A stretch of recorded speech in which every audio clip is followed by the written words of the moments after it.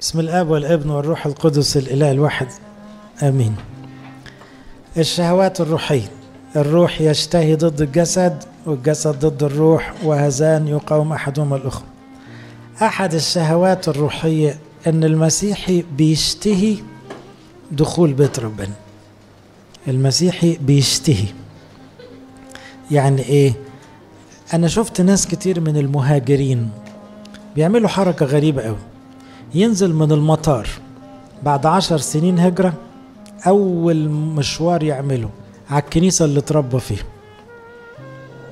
طب هتروح بيت جدك ولا أبوك ولا الناس اللي مستنيين؟ يقول لا، أحود على الكنيسة ويسجد للأرض ودموعه في عينيه، لأنه وحشاه قوي كنيسته. في ناس بتنزل في المطار على الدير، يقول لك أنا مصر كلها كوم والأديور اللي فيها كوم، وحشاني الأديور. بره في كل حاجة لكن ما فيهاش بركة تراب مصر وأديرة مصر. شهوة بيت ربنا دي شهوة جميلة. ده اللي خلى المرنم يقول مساكنك محبوبة تشتاق تذوب نفسي للدخول لبيت الرب. ده واضح انه ده اشتياق حقيقي.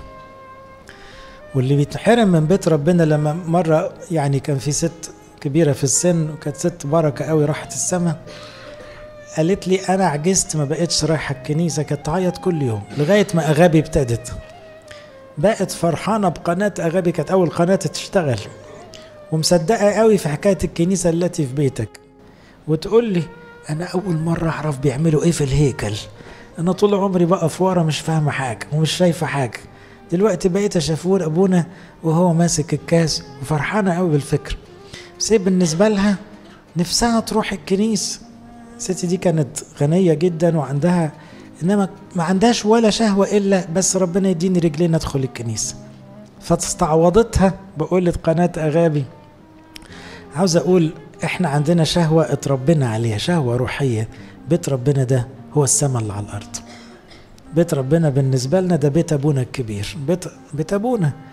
فنلف في الدنيا مهما نلف، إنما ندخل على الكنيسة بشوق ونريح قلبنا وإحنا داخلين جوه الكنيسة. واحدة سألت من الرب، مزمور تاني بيقول كده، وإياها ألتمس. يا ترى تلتمس إيه؟ تبقى أعظم ملك، ولا تبقى أغنى بني آدم، ولا تنتقم من أعدائك، ولا تتحل مشاكلك؟ إيه الشهوة اللي بتقول هطلب حاجة واحدة؟ تصور ربنا قال لك اطلب طلب واحد. المرنم هنا غالبا داود قال إيه؟ أسكن في بيت الرب كل أيام حياتي كي أنظر إلى جمال الرب وأتفرس في هيكله. للدرجة دي؟ ده راجل غني وملك وعنده عيال وزوجات وعنده هي حاجة واحدة بس، أدخل بيت أبويا بيت ربنا وأتمتع بربنا، لأنه يخبئني في مظلات. ده إحساسه بقى، إنه بتدخل بيت أبوك كده ربنا يعمل عليك كده، يخبيك جواه. يسترني بستر خيمته وعلى صخرة يرفعني. إزاي الشهوة دي تتحرك فينا؟ أول معنى لبيت ربنا هو حضن الآب. عندنا في الطقس القبطي حاجة جميلة أوي، المهندسين فاهمينها. من الحاجات اللي يهتموا أوي بيها في الكنيسة الشرقية. الشرقية يعني شرق الكنيسة. الشرقية لازم تبقى مجوفة، مفروض كده، ونسميها في الطقس إيه؟ حضن الآب. ليه؟ عشان كل الشعب باصص على الحضن، كل الشعب اتجاهه للحضن، وما بيني وما بين الحضن المذبح الذبيحة. فاهمين المعنى؟ يعني المسيح بصليبه بجسده ودمه خدني من الدنيا رماني في حضن الآب. ادي المعنى ببساطة. فتوسط الطريق ما بيني أنا اللي جاي من الشارع كل خطية وما بين السماء وحضن الآب المسيح المذبوح اللي عمل النقلة دي. فأنا بعدي على الهيكل عشان أدخل في حضن الآب. الابن الضال يقول رجع إلى نفسه وقال كم من أجير يفضل عنه الخبز. يعني إيه؟ اللي عايشين مع ربنا مستمتعين، الملائكة فرحانين. طب ده أنا أعلى من الملائكة عند ربنا. يفضل عنهم الخبز وأنا أهلك جوعا. إيه العيشة دي؟ إزاي أكون في بيت ربنا وأنا مش فرحان؟ إزاي يبقى عندي حضن أبويا وأنا بشحت الحب من الناس؟ ليه بعمل في روحي كده؟ ما ندخل بيت ربنا. ساعات تيجي بنت من البنات تتجرأ كده وتقول لي أبونا أنا مكسوفة أقول لك، بس أنا عندي احتياجات نفسية، عاوز أتجوز، عاوز حضن، أبويا ما كانش بيحضني ولا أمي، عندي احتياج نفسي، حد ياخدني في حضنه، مش حاجة وحشة. أقول لها أنا فاهم يا بنتي. عارفة تعملي إيه؟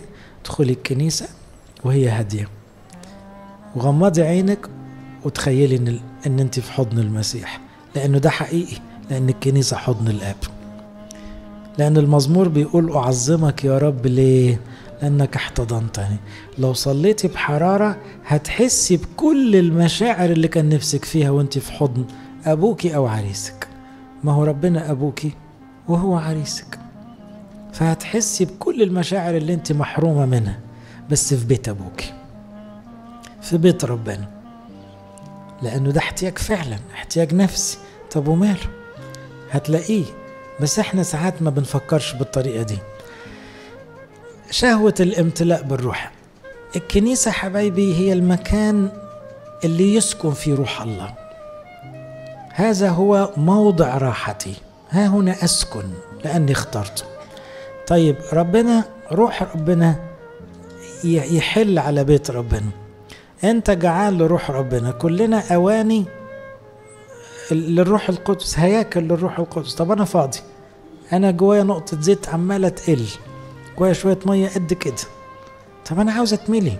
هتتملي إزاي؟ تعالى هنا تدلق عليك المية وانت جوه الكنيسة، وانت واقف تصلي المية بتدلق، وانت قاعد تسمع وعظة جوه الكنيسة الزيت بيزيد، الزيت اللي في الأواني.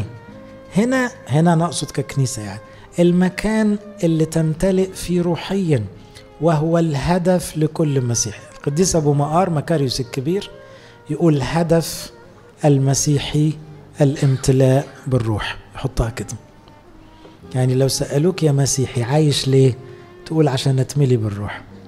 اللي بيها هتبقى قديس، اللي بيها هتكسب نفوس، اللي بيها مش هتغلط، اللي بيها هتبقى شبه المسيح. حط كل حاجة، فحطها بس تمتلئ بالروح توصل لكل حاجة.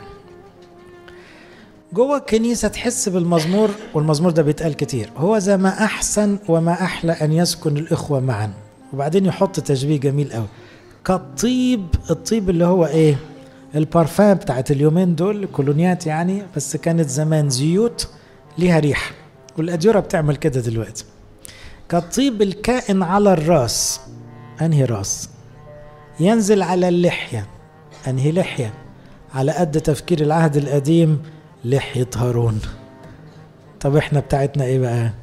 الراس المسيح، واللحية كهنوتنا. احنا امتداد المسيح.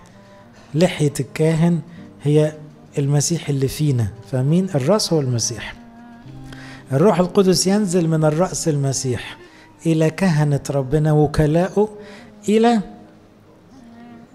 جيب قميصه، إلى أسفل الرجلين. اللي حافظ التسبيحة يقول كده، ينزل إلى أسفل الرجلين. يعني جوه الكنيسة أبونا يتملي من المسبح بالروح، ويملى الشمامسة اللي حواليه بالروح، ويدلق الروح القدس على أصغر واحد واقف جوه الكنيسة بيصلي، لو الكنيسة بتصلي بالروح. فتبقى كنيسة فرحانة، تبقى حتة من السماء، لأن الرأس المسيح يسكب روحه، طيبه، ريحته الحلوة تسكن فينا. فكل اللي يصلي بحرارة تطلع ريحته حلوة، مش ريحته البخور ده أحد معانيه، لكن هي ريحة المسيح اللي بانت عليه لأنه كان واقف بيكلم المسيح. فلأنه قاعد مع المسيح بالساعات، ريحة المسيح الحلوة طبعت عليه. فعبرانيين 12 يقولها ازاي؟ قد أتيتم إلى جبل صهيون. ده كنيسة العهد الجديد اسمها جبل صهيون. إلى مدينة الله الحي، برضو الكنيسة. أورشليم السماوية، برضو الكنيسة. إلى ربوات هم محفل ملائكة، هي دي برضو الكنيسة. كل ده احنا بندخله. طب انت مش ما تشتهيش تدخل أورشليم السماوية وربوات الملائكة؟ كنيسة أبكار مكتوبين في السماوات. ما كلنا أسماءنا كتبت يوم ما تعمدنا، وبقينا أبكار ملهاش علاقة بترتيبك في إخواتك. أبكار يعني مفديين. فاكرين؟ لأن البكر هو اللي يتفدي في العهد القديم. البكر من ساعة ضربة الأبكار هو دايما موضوع الفداء. فاحنا كنيسة أبكار، يعني كنيسة مفديين. إلى الله ديان الجميع وإلى أرواح أبرار مكملين. هو ده جو الكنيسة. داخل تقابل ملائكة، داخل مفدي بدم المسيح، داخل اسمك متسجل في السماء، داخل تقابل أرواح اللي سبقوك، ومن العذراء على ماري مرقس على ماري جرجس على أبو سيفين. إيه العز ده؟ مين ما يشتهيش البيت ده؟ مين يدخل وهو مش فرحان لكل الجبروت ده كله؟ هو ده بيت ربنا بالنسبة لنا. في التسبيح هنسميها ابقى انتاني انجلوس، بيت الملائكة، أحد تسميات الكنيسة. نقولها في تسبيحة باكر، السلام للكنيسة بيت الملائكة. فتبقى داخل على الكنيسة بتصبح على الملائكة من أول النهار. طيب كلنا ناقصنا سلام، ده ابتدينا بيه الموضوع امبارح في أول اليوم. الكنيسة مدينة السلام، الكنيسة المقر بتاع السلام، الكنيسة فيها عرش ملك السلام. العصفور وجد بيتا والسنون عشا، اليمامة يعني تضع أفراخها. عارفين تحس المنظر ده عاوز يتصور كده، العصفور اللي لامم فراخه تحت جناحيه، الروقان بقى يفضل طاير ويجيب الشاي لغاية ما يعمل العش، وبعدين يحط البيض ويرقد، يا بخته، والبيض يطلع فراخ، يعني فراخ كتاكيت يعني. فالمنظر ده، الاستقرار ده، الاستقرار ده هو الكنيسة. يعني انت جوه الكنيسة بتطلع الفراخ، مقصود بيها ايه؟ تثمر، تطلع منك محبة، فرح، سلام، طول أنا، لطف. جوه الكنيسة تتملي بالسلام وتطلع الحاجات الحلوة دي اللي كانت مكتومة جوه.